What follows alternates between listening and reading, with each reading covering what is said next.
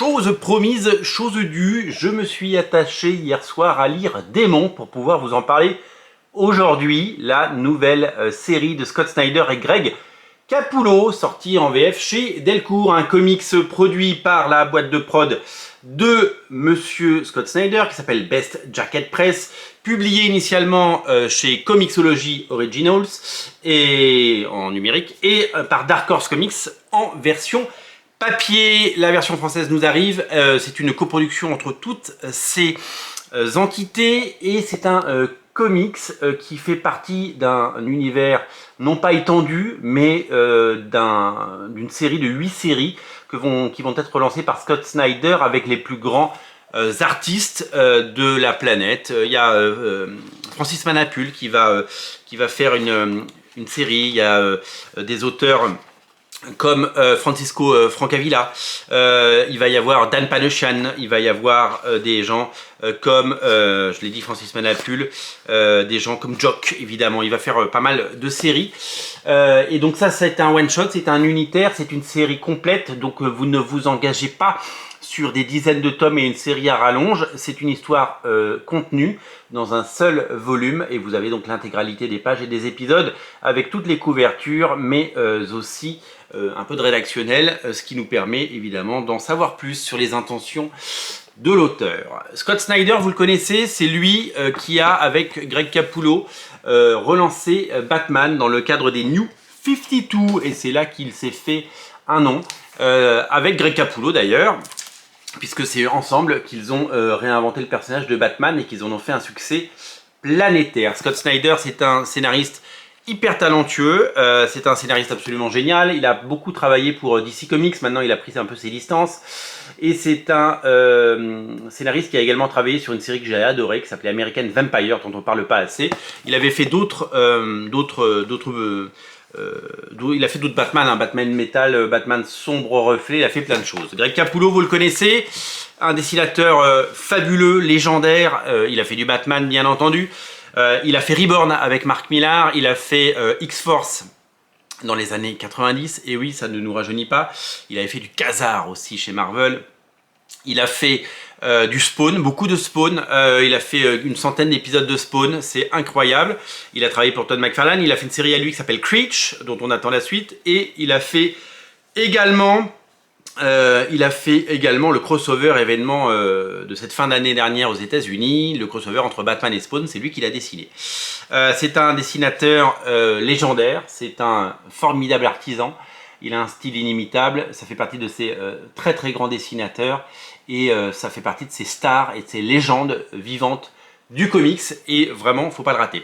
Démon, c'est donc une série complète comme je l'ai dit et c'est une série créée par Scott Snyder qui a souhaité évidemment plus de liberté parce que il se sentait un petit peu, comment dire, comme beaucoup d'auteurs, hein, quand on travaille pour Marvel ou pour DC, on a beau avoir du talent, et bien on peut pas souvent raconter les histoires qu'on a envie de raconter, et il y a un cadre à respecter forcément, et donc du coup, beaucoup d'auteurs se font connaître à travers des personnages comme Batman, ou chez Marvel, sur les Avengers ou autres, et puis après vont voler de leurs propres ailes, prennent le chemin de l'indépendance, comme Ed Brubaker avant lui, comme Jonathan Hickman, comme Mark Millar et bien d'autres encore, Matt Fraction, etc.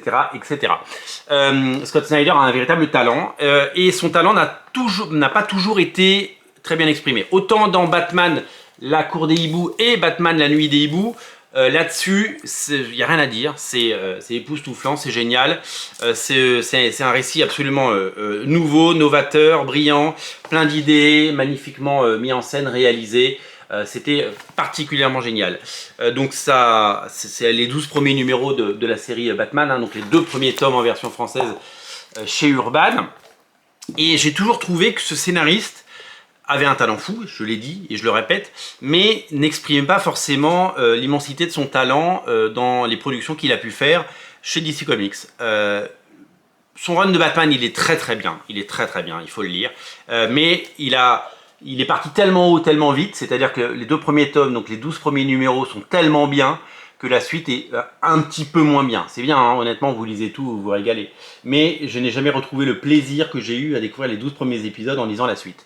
Même si le dessin de Greg Capullo est époustouflant tout au long du run. Et j'ai toujours trouvé que que ben voilà, il était parti super haut et il nous a fait triper avec sa cour des hiboux. C'était génialissime, c'était plein d'idées, c'était fabuleux.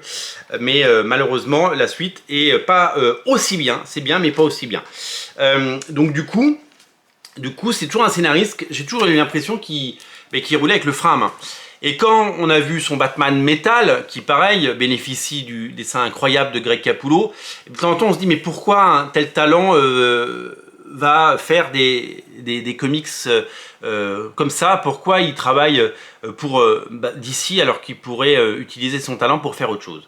Eh bien il a fallu évidemment qu'il se crée cette notoriété, ce nom, pour pouvoir voler de ses propres ailes. Et on a vu quand on a lu Noctera, et je vous ai beaucoup parlé de Noctera, les deux premiers tomes sont disponibles, il y en aura un troisième. Noctera, c'est dessiné par Tony Daniel, un autre transfuge de chez DC Comics. Noctera, j'ai adoré parce que on sentait qu'il était heureux et on sentait qu'il avait envie de raconter ses histoires. Et je pense que c'est un scénariste qui va s'épanouir dans ses propres histoires et que le chemin de l'indépendance qu'il a pris est le bon choix.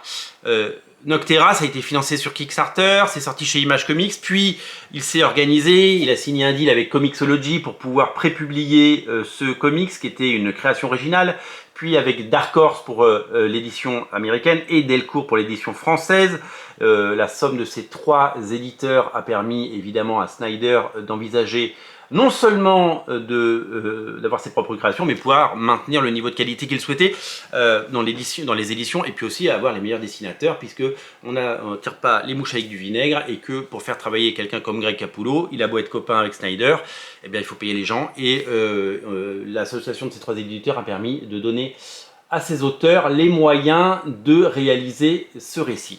Démon, c'est l'histoire de l'âme, vous la voyez là, qui va découvrir que un monde qui était très proche d'elle pourtant, eh bien, était assez inconnu finalement. Elle va se rendre compte dans ce monde qu'il y a des anges et des démons, et que depuis la nuit des temps, il y a ce combat entre les anges et les démons, et que, on va dire, des protecteurs, pas des super-héros, hein, on n'est pas dans le genre super-héros, sont là pour combattre le mal, voilà, et un peu dans l'ombre finalement, et que le grand public et elle n'ont pas du tout conscience de ça. Elle va découvrir la vérité sur son père, elle va découvrir son passé, elle va découvrir ses origines, et elle va découvrir que le monde est peuplé de bestioles absolument fabuleuses, et je vous prie de croire que Greg Capullo se régale à les dessiner, et c'est un plaisir total.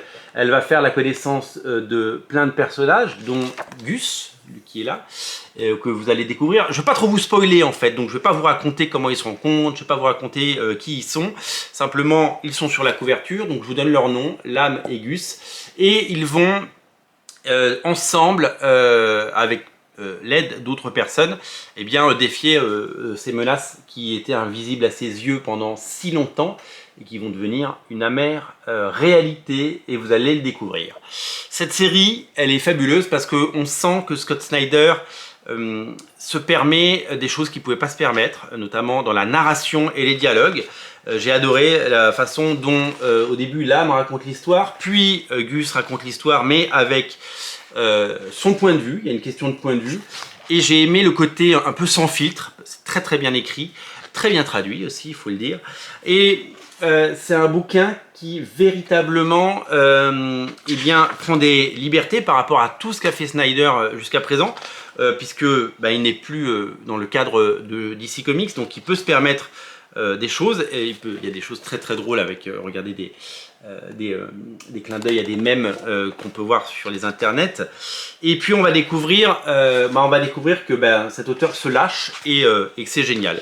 Du coup on se retrouve avec une histoire forte, avec des personnages géniaux, avec une dramaturgie à tout instant, avec un storytelling maîtrisé, et avec un plaisir de lecture infini. Et on se retrouve aussi avec des dialogues absolument savoureux. C'est punchy, c'est rythmé, c'est drôle, très très drôle, et puis alors il y a un maniement de l'art, c'est-à-dire qu'en gros Gus, le personnage que vous voyez là, a plusieurs personnalités, on peut le dire, se lâche à des moments, et il parle comme un démon, et les démons ils parlent avec des jurons, et c'est très très drôle parce que on est très loin du Tonnerre de Brest et du Bashibouzouk du Capitaine Haddock, mais on n'est pas loin non plus, parce que c'est à la fois très insultant, très grave, mais très drôle. C'est-à-dire qu'il y a certains auteurs qui sont capables de maîtriser la grossièreté avec talent. Je pense à Kevin Smith dans ses films, dans ses premiers films en tout cas. Et c'est très très drôle de voir à quel point les injures fusent et sont idéalement placées. Honnêtement, je ne sais pas ce qu'on peut redire sur ce titre. C'est exceptionnel, c'est un titre génial. C'est un one-shot qui se dévore. Je l'ai lu en une journée, en une soirée. Et j'ai pris un plaisir infini à le lire. Le scénario est génial, les personnages sont géniaux, l'histoire est chouette. Les dialogues sont savoureux, les dessins sont exceptionnels. À des moments, je me suis demandé si c'était pas Marc Silvestri qui dessinait. Voilà, à des moments, je me suis demandé, c'est tellement punchy, tellement inspiré, tellement inspirant, c'est tellement maîtrisé. J'ai eu l'impression de relire du Darkness. J'ai eu l'impression de lire des choses comme ça. C'est vraiment fabuleux et je trouve que Greg Capullo a encore passé un cap dans ce comics et qu'à chaque projet, il nous régale, quoi, tout simplement. C'est exceptionnel et fabuleux, voilà. À la fin, on a droit à un cahier graphique génial avec les dessins de Capullo, l'ancrage de Glapion et Jonathan Glapion et les couleurs de McKay.